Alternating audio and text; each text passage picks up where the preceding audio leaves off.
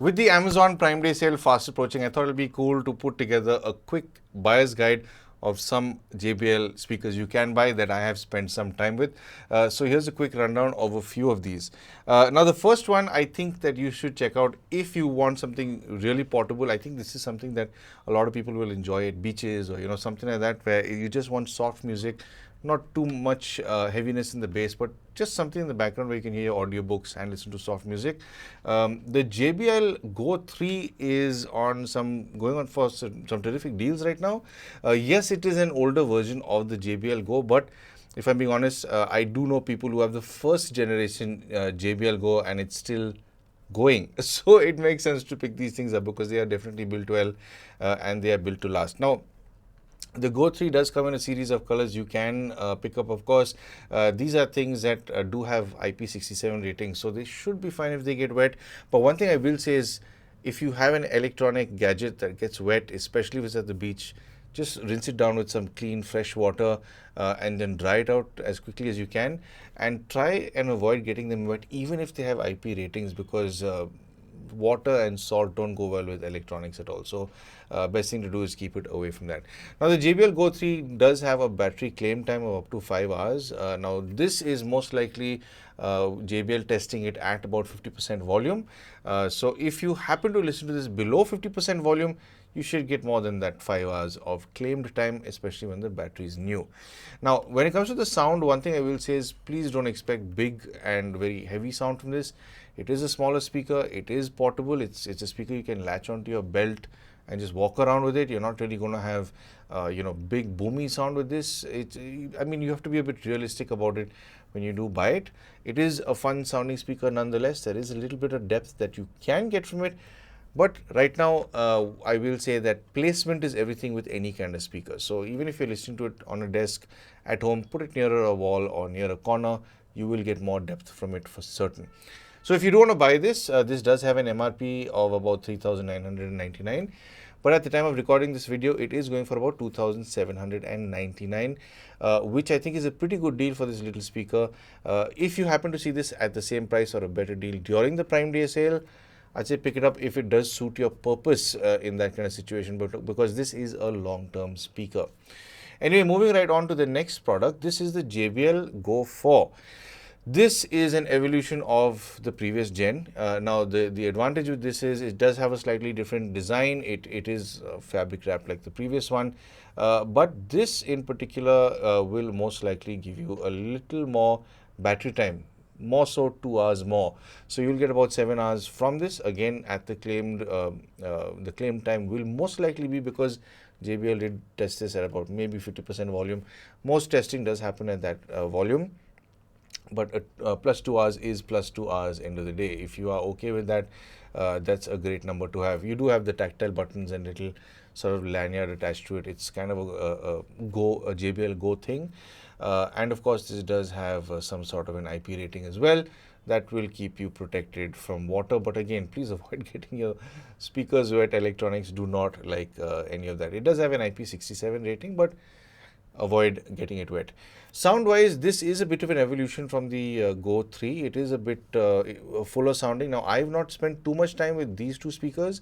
I have heard them briefly at a JBL store when I did visit, but I will say that this does have slightly fuller sound than the 3. It's maybe not night and day worth of a difference, but it is certainly a little more beneficial in terms of battery life, and its overall build quality I think is a little a slight level up from the JBL Go 3. So if you're looking for something that's much newer, looks much significantly newer than the JBL 3, it's worthwhile looking at this. I think the 5 is also available, but abroad. It's not yet in India. But yeah, of course, if you do want this, keep in mind, this is not going to have big and heavy sound, especially in the bass. This is more for, softer tunes, so that you can converse over the music. You can talk to your buddies and your pals. If you do want more fuller sound, stick it in a corner, stick it close to a wall. It should get a little fuller. Or put it in a vase. It'll sort of get a little more boxy sounding, but it might amp up a bit more. But yeah, it's kind of purpose built. It's not to give you the biggest bass and the loudest sound. But if you do want to buy this, if you know it's for you, this does have an MRP of about 5,499. but at the time of recording this video, it is going for 3,517. So again, if you happen to see this during the Amazon Prime Day sale, I'd say snatch it up if you get the same price or a better price. And then moving on, now I do have the JBL Flip 6 with me here. It's a lovely little speaker that I've used and reviewed in depth maybe a few months ago, and I've genuinely liked this. And what I will do is I will talk about this and the JBL Flip 7 at the same time, because I have compared the two. Now both of these speakers are beautifully made. They are sort of fabric wrapped. They are very nicely finished. They both have these passive radiators, as you can see that moving over there. It's when I push on the other one because it is sealed in one chamber, and they do have one tweeter and one sort of lower frequency driver there, with these being the passive radiators. Now both of them are kind of similar in terms of the way they look. You do get different colors, no doubt. There is a difference in terms of claim times for listening. This Flip 6 is about 12 hours and the Flip 7 is about 16 hours. Again, the main thing is these have been tested at 50% volume. I have run this speaker for well over, I think, 30 hours, because I have used this to help put my daughter to sleep. So I've kept the volume at maybe 5 or 10%, sometimes maybe not even more than 15%. But because the volume has been so low, it's carried on for days without having to charge it. So keep that in mind. That is one thing that is quite beneficial if you listen to these at a softer volume. No doubt, if you want more playtime, the Flip 7 does and will carry more, especially when the battery is fresh. Then one cool thing I like about the JBL Flip 7 in particular, it does have a sort of a lanyard section that sort of snaps within the chassis. This one is just something you sort of tie into it, but it's still cool. It gets the job done. The main and biggest differences between the two, I mean, the size is almost the same. The main difference is in how they sound. So the JBL Flip 7 is definitely an up over the 6. It is better detailed. It's a bit of fuller sounding. It is definitely a little more fun to listen to with certain kinds of music.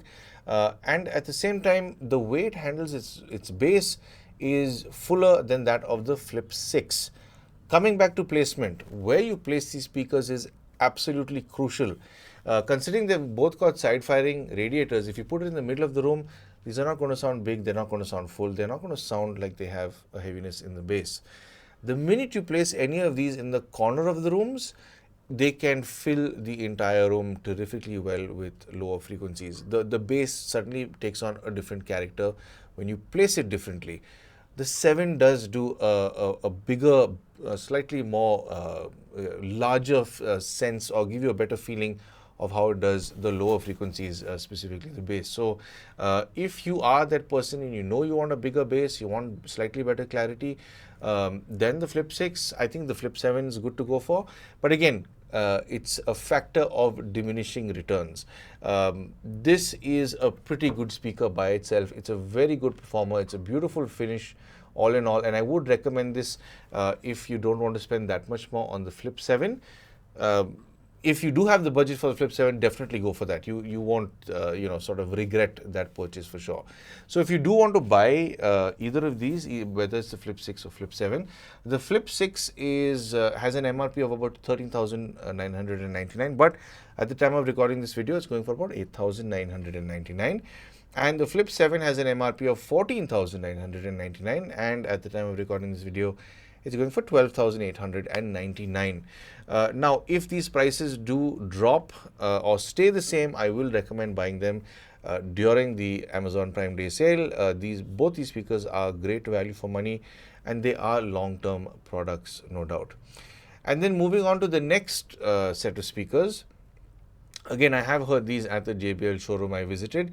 One is the JBL Charge 5 and the other is the JBL Charge 6. No doubt the 5 being the older generation, but it's pretty solid. It's bigger than the Flip 6 and Flip 7. It's built to give you a bigger sound, a heavier bass, a more room-filling experience. If you know for a fact that you're going to want that kind of sound, that's the generation, or should I say the model to look at rather than the Flip 6 or the Flip 7. The Flip 6 and Flip 7 are more portable because you can just grab it and go wherever. It fits into a bag fairly easily. The Charge series is larger, so it portability wise, it is a little more difficult to carry around. But again, this is a preference. It's something that you need to decide whether you want to do it or not.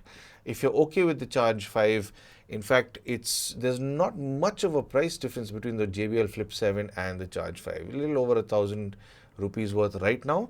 And if you had that kind of extra money to spend and you know you wanted bigger sound, I would say the JBL 5 makes a lot of sense, the Charge 5. It comes with a solid 20-hour battery life. It's definitely more than what the JBL Flip 7 does. It does have an IP67 dust and waterproof rating, so it's pretty solid. You get a lot of value with this speaker for sure. And what's a big plus point is you do have an option where you can use it as a power bank. It does have a USB option, a slot at the back. You can plug into that and charge your phone with that, which is pretty cool, no doubt. Now, if you are looking between the Charge 5 and the Charge 6, Charge 6 being the newer one, it is going for a much higher price, no doubt, but this is an evolution over the previous generation.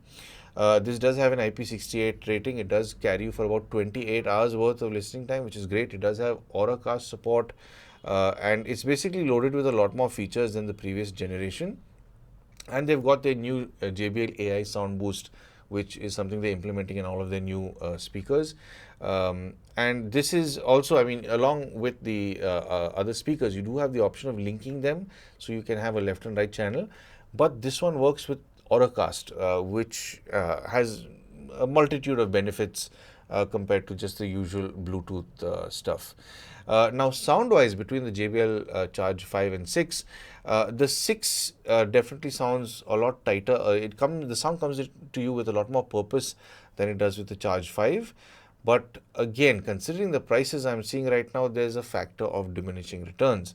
The Charge 5 will be more value for money than the Charge 6, no doubt. But again, if you have the money to buy the newer product, it's usually the one you should go for, because you know for a fact it's got much newer tech, it's got more features, and you'll be able to play around with it a lot more.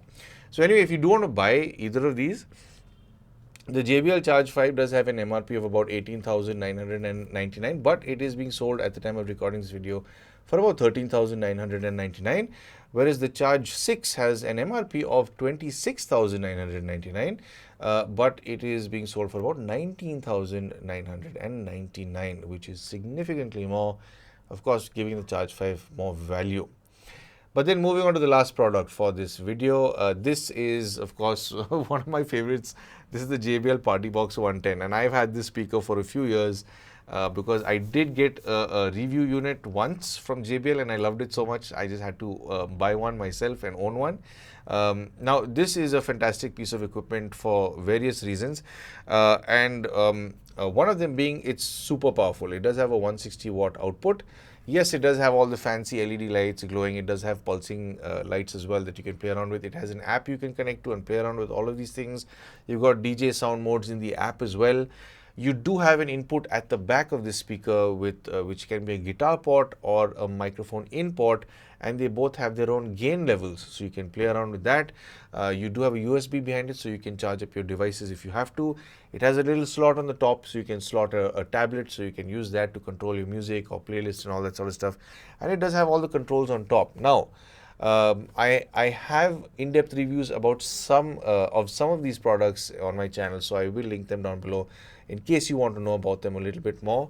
But when it comes to this speaker in particular, I have used it for certain functions, and I must say it's done a very good job of actually filling large halls, and I'm not just talking about with vocals through a microphone, but when you move on to general music, whether it's electronic dance music or Bollywood or anything heavy, and stuff where you want people to get up and dance, this speaker has been no slouch in a closed space, a very large hall which was closed.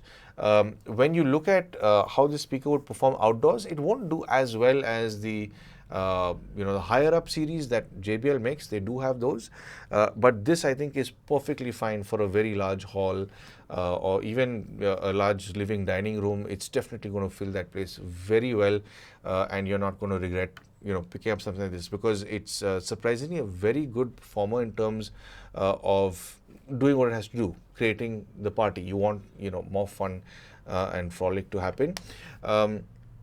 If you are buying this speaker for the purpose of listening to pristine quality and the best level of detailed recovery, so you can enjoy your music and your tunes for the rest of your days, I wouldn't say this speaker is catered towards that refinement in sound.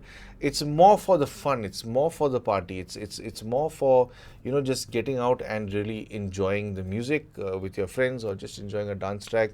My daughter and I have had a lot of fun dancing to music with this multiple times. So I'd say it's more for that. If you're looking for more detail and resolution, I'd say look at maybe the JBL Flip 7, or even maybe the Charge series. But this is not looking to be detail and clarity. It wants to be party. Moving on to the price of the PartyBox 110. Well, this does show a selling price of about 26,999 at the time of recording this video. I myself did get it at a better price during one of the sales, so keep an eye on this. If you do see it for anything less than this specific price, I'd say snatch it up. This is a fantastic little speaker to own. I myself have had this for over 1.5 years, and I genuinely have no regrets. It's portable enough to carry around, throw it into the car, take it where you need to go, and really enjoy yourself. So anyway, I do hope that this video has given you a better understanding for all these speakers, and I hope that I've helped you make some sort of purchase decision for the Amazon Prime Day sales. If you would like to help support the channel, I'm sure you know exactly how to. But of course, thank you for tuning in for some sound advice.